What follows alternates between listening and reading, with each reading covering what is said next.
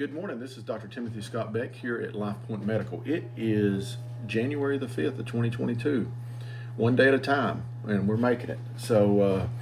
We're here for you if you need anything, and we're doing well, and we're happy, and we're excited about this new year, so I hope you are too. So let's talk about some things. Let's get right down to business.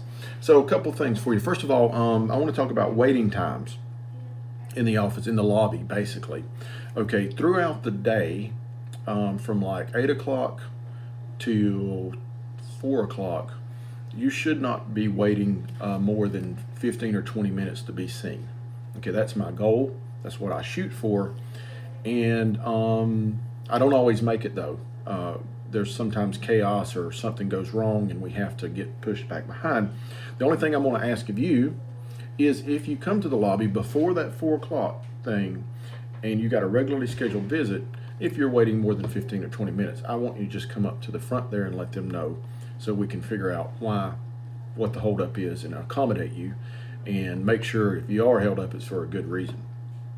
Now, that's not to say for the work-in slot, okay? Because the work-in slot, we know you're going to wait, okay? Because we stack the work-in slot, which is the last hour of the day, with as many people that call in, okay, with the idea that I'm going to see everybody or we're going to get everybody taken care of before we leave and go home.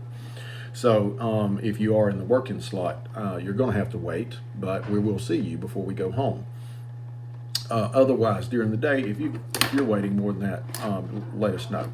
So the next thing about that is we have the capability here in the office for you to pre-register. That means register before you come into the office at home and give us all that vital information that usually takes most of the time here in the office.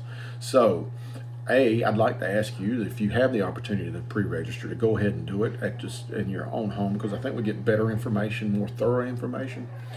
If you haven't pre-registered, when you get here, ask the nurse for an iPad so that you can pre-register on our iPads.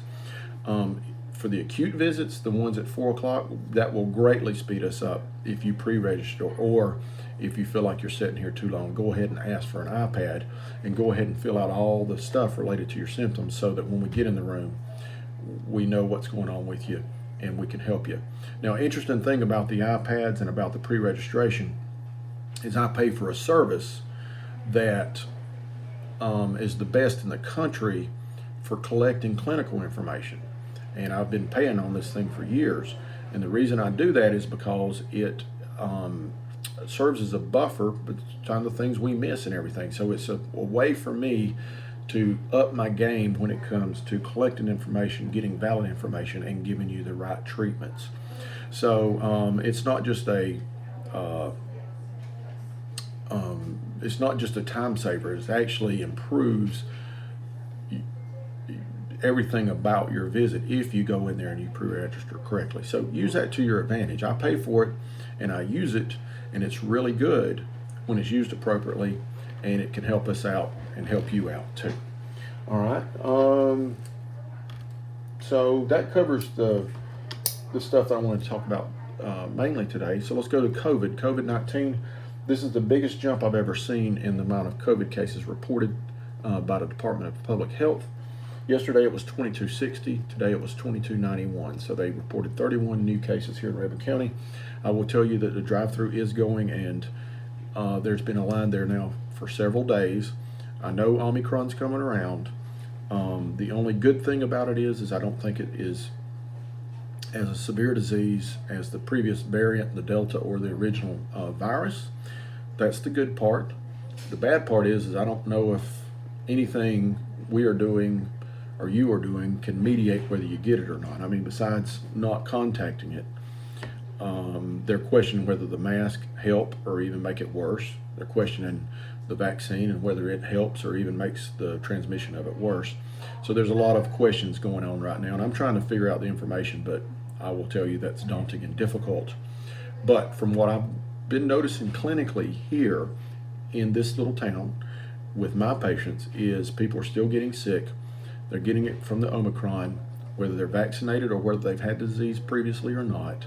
But the disease does appear to be milder and doesn't seem to be hospitalizing people as much as it was before. Now, we're still using our protocols.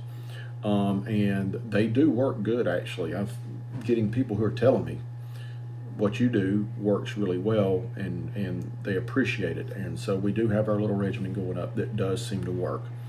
Um, no, it's not FDA approved, but what is? Okay, COVID's new, and we're not going to get this thing all worked out for years.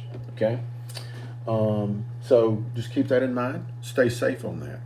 The next thing is I want to just mention briefly Place of Hope. That's a nonprofit that I'm a board member of here in the community that is set up specifically to help children who are going into the foster program. Unfortunately, they're going into the foster program, and we're there to try to mediate, make the experience as good as possible. Okay, it's almost never a good situation. Okay, but we are working as a team, and we've assembled a team in this community of good-minded people like Elizabeth Adams and Van Fletcher and several other people. I don't want to name them all, but they're doing a really good job of reaching out and finding these children and helping with DFACS and all the different things we're trying to do. And it's been very successful. And we've touched hundreds, if not thousands, of lives already. But we didn't do any of that without your help, and people donating and helping us in this community has been awe-inspiring. And I think the Lord is given us the tools we need to do what our mission is, and given us the guidance that we need. And I think we're just blessed, and I want to thank everybody for what they've done for us previously. And if it's in your heart to support us, we definitely want to hear from you, or we want, if you want to donate and stuff. And we'll be, as we proceed, we're going to be gathering up volunteers, so there'll be opportunities for you to give time also. We just got to, structurally, we have to do it right, and we have to keep safety of the children and DFACS rules and laws and everything in place, so we do it exactly right. The biggest thing I want to reiterate, though, is being a board member, I'm a steward to the mission and the gifts that are brought to us. And I can guarantee you that we are using them with the same spirit and the will, the mission to help children, and that's exactly what that money's going towards. So thank you in advance. Thank you again, and I'll keep you abreast on what's going on. Otherwise, you have a great day, and call us if you need us.